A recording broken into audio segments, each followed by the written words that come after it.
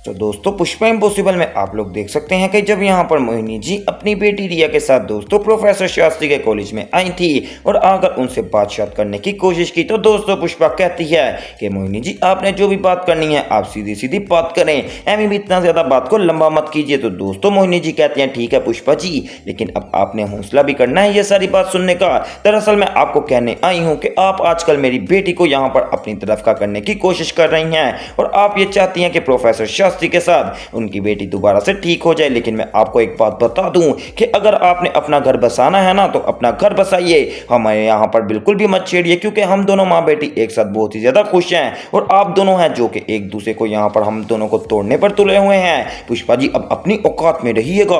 अब दोस्तों जब मोहिनी जी इतनी बड़ी बात कर देती हैं तो पुष्पा कहती है कि मोहिनी तू ज्यादा बकवास कर रही है, ये सिर्फ और सिर्फ मेरे गुरु हैं और घर वाले बसाने वाली कोई बात नहीं। और ये क्या कह रही है कि मैं यहाँ पर रिया को चाहती हूँ कि वो प्रोफेसर के साथ दोबारा से हो जाए, मैंने तो रिया को अभी तक कुछ कहा भी नहीं। तो दोस्तों साथ ही मोहिनी कहती है कि मुझे इतना बेवकूफ मत समझो पुष्पा, मुझे पता है कि तुमने ही रिया को यहाँ पर भेजा था ताकि वो जुगल जी से मिलकर आए। अब दोस्तों पुष्पा कहती है कि कौन से जुगल जी और मैंने कब भेजा, पूछ लो रिया से, तुम्हारे सामने खड़ी है। दोस्तों अब रिया तो सामने खड़ी होती है लेकिन फिर भी कुछ नहीं बोलती। तो साथ ही मोहिनी कहती है कि पुष्पा अब वो बेचारी बच्ची क्या ही बोले, इतना ज्यादा तूने उसे डराया धमकाया जो है तो वो बच्ची ही ना। अब दोस्तों ये बात सुनकर पुष्पा गुस्से में आ जाती है और कहती है कि मोहिनी जी सबसे पहले मेरी एक बात सुनिए। सबसे पहले तो मैं यही कहना चाहूंगी कि आपकी बेटी अब छोटी नहीं रही, अब वो बड़ी हो चुकी है और उसके अंदर भी अकल और बुद्धि है। जो उसको पसंद आए उसको चाहिए कि वो वही करे, वो किसी की बातों में क्यों आती है, चाहे वो आप ही हैं। अगर आप उसको गलत सिखाएंगी तो उसका फर्ज तो ये बनता है ना कि वो सच की तरफ जाए, झूठ की तरफ ना जाए।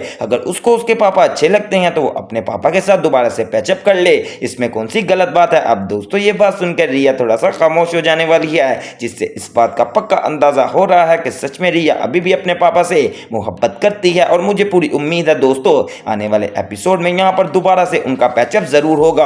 अब दोस्तों जो मोहिनी जी यहाँ पर रिया के बारे में ये बात सुनती है तो वो पुष्पा से कहती है कि नहीं मेरी बेटी कोई भी रवादार नहीं है, तुम एमी बकवास मत करो, मैं अपनी बेटी को लेकर जा रही हूँ। और प्रोफेसर मैं तुम्हें भी यहाँ पर लास्ट बार वार्न कर नहीं हूँ, अगर तुमने मेरी बेटी के साथ बात करने की कोशिश की तो यहाँ पर अच्छा नहीं होगा, क्योंकि तुम और तुम्हारे स्टूडेंट यानी कि घर बसाने वाली पुष्पा जो कि आपस में एक दूसरे से मिल गए हो और हमारा घर खराब करने की कोशिश कर रहे हो, जाओ यहाँ से दफा हो जाओ, मैं यहाँ से जा रही हूँ। अब दोस्तों यहाँ पर मोहिनी जी अपनी बेटी रिया को पकड़ती हैं और वहां से चले जाने वाली हैं। अब दोस्तों यहाँ पर जैसे ही वो जाती हैं तो पुष्पा जी भी वहां से चले जाती हैं और प्रोफेसर शास्त्री पुष्पा जी के पीछे चले जाते हैं। अब दोस्तों पुष्पा बैठ जाने वाली है रिक्शे में ताकि वो यहाँ पर चोल के अंदर जा सके, तो प्रोफेसर शास्त्री भी साथ ही यहाँ पर बैठ जाने वाले हैं पीछे से। दोस्तों आपको पता है नैना की आदत का, हर काम की चुगली वो भी नैना ना करे, ऐसा तो पॉसिबल ही नहीं। बिल्कुल इसी तरह दोबारा से यहाँ पर नैना फिर से चुगली कर रही होती है अपने कोलीग के साथ। तो देखा आज यहाँ पर पुष्पा जी की क्या इज्जत है कॉलेज में। अब दोस्तों जब रिक्शे में बैठी होती है पुष्पा और साथ ही साथ प्रोफेसर शास्त्री,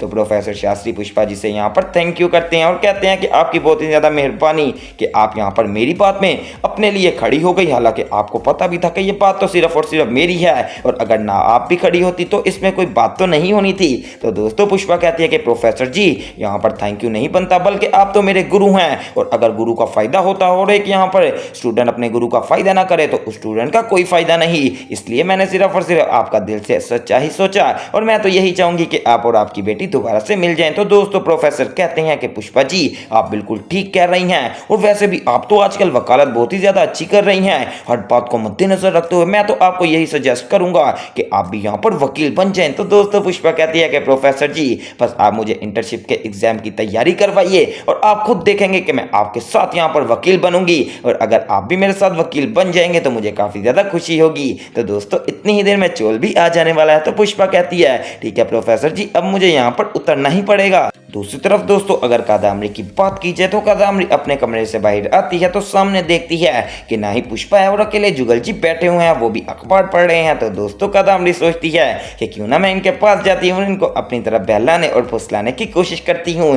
दोस्तों अब अपनी कोशिश को अपने दिमाग में लिए हुए कादम्बरी जाने वाली है जुगल जी के पास और जाकर कहती है कि जुगल जी आजकल आप अखबार क्यों पढ़ रहे हैं, क्या आप मेरा दिल नहीं पढ़ सकते और अब मेरा मन नहीं पढ़ सकते। तो दोस्तों जुगल कहता है कि कादम्बरी मैंने तेरा मन पढ़ पढ़ लिया है, तू बहुत ही ज्यादा तेरा काला मन है, हर बंदे के लिए तूने खड्डा खोदा हुआ है, मुझे पूरी उम्मीद है कदामरी तू इसी में गिरेगी। तो दोस्तों कदामरी कहती है कि जुगल जी ऐसा मत बोलिए, ये जो आपका अब आने वाला जीव है यानी कि आपका बेटा या बेटी, और यहाँ पर आप उससे प्यार नहीं करेंगे, वो यहाँ पर मैं मानती हूँ अभी इस दुनिया में नहीं आया, लेकिन उसका वजूद बन चुका है और वो आपसे यहाँ पर मोहब्बत भी करता है। क्या आप उससे मोहब्बत नहीं करेंगे? अब दोस्तों जब जुगल से इतनी ज्यादा बातें करती है तो जुगल का दिमाग खराब होना शुरू हो जाता है कदामरी के ऊपर, और वो यहाँ पर ना कोई जवाब देना चाहता है। तो इस वजह से जुगल खामोशी के साथ वहां से उठकर चले जाता है। अब दोस्तों कदामरी देखती है कि जुगल यहाँ से जा रहा है, तो जैसे जुगल जाता है तो कदामरी कहती है कि जुगल जी ये तो अभी मेरा यहाँ पर छोटा सा वार था, जब मैं एक बहुत ही बड़ा वार करूंगी तो आपको अपने बच्चे के लिए आना पड़ेगा, जो कि सच में यहाँ पर दुनिया में आना ही नहीं, मैंने तो आपके साथ झूठ बोला है। तो उसी तरफ दोस्तों अब जब पुष्पा यहाँ पर चोल के अंदर आकर रिक्शे से उतरती है तो प्रोफेसर शास्त्री को कहती है कि प्रोफेसर जी क्यों ना ये हो जाए कि हम दोनों इकट्ठे बैठकर चाय पी लें। तो दोस्तों प्रोफेसर कहते हैं कि जी पुष्पा जी आप कह तो ठीक रही हैं, क्योंकि आपने मेरी सारी शराब की बोतलें तो तोड़ ही दी हैं, अब मुझे यहाँ पर चाय ही पीने पड़ेगी। चलो ठीक है आप यहाँ पर उतरिए, मैं भी आपके साथ आता हूँ। अब दोस्तों प्रोफेसर शास्त्री और पुष्पा इम्पॉसिबल यहाँ पर खड़े हो जाते हैं। वैसे दोस्तों आप मुझे कमेंट्स में बताएं कि आप इन दोनों की जोड़ी देखना चाहते हैं एक दूसरे से शादी किए हुए।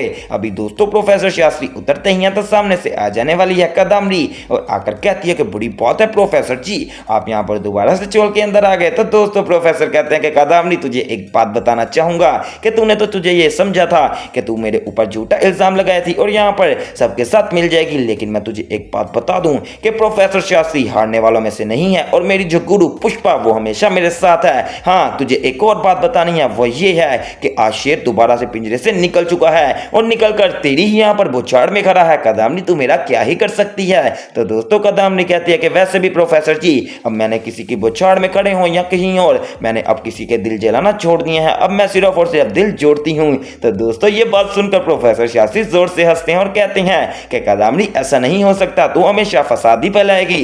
दूसरी तरफ दोस्तों अब बात की जाए यहाँ पर दीप्ति की मम्मा की, तो दोस्तों वो आ जाने वाली हैं चोल के अंदर और आकर यहाँ पर जैसे ही आती हैं तो दीप्ति भागी आती है और अपनी मम्मा के यहाँ पर गले लग जाती है और कहती है कि मॉम आप कितनी देर बाद आई। तो दोस्तों दीप्ति की माँ कहती है कि बस दीप्ति तूने अपना ख्याल रखना है, एमी अपनी डाइट वगैरह खराब ना कर ली। अब दोस्तों दीप्ति की माँ को देखकर हर बंदा तो खुश होता है, लेकिन बखूदरा उतना ही ज्यादा गुस्से में आ जाता है कि आगे इतने ज्यादा लोग थे, अब दोबारा से एक बंदे की यहाँ पर एडिशन हो गई, ये तो काम बहुत ही ज्यादा खराब है। लेकिन दोस्तों फिर भी अश्विन भी अच्छे तरीके से मिलता है और हर बंदा अच्छे तरीके से मिलता है। लेकिन दोस्तों ये बात मेरे से लिख कर ले लें कि आने वाले एपिसोड में यहाँ पर हर बंदा तो अच्छे तरीके से मिलेगा, लेकिन बखूदरा की हो जाने वाली है बहस यहाँ पर दीप्ति की माँ से, और वो दीप्ति की कुछ शिकायतें भी लगाएगा दीप्ति की माँ को। तो दोस्तों आने वाले एपिसोड देखना मिस मत कीजिएगा और इस तरह की मज़ीद अपडेट सबसे पहले देखने के लिए मेरे चैनल स्पाइसी एंटरटेनमेंट को सब्सक्राइब करें और वीडियो को ज़्यादा से ज़्यादा शेयर करें। तो दोस्तों मिलते हैं एक न्यू वीडियो में न्यू अपडेट के साथ।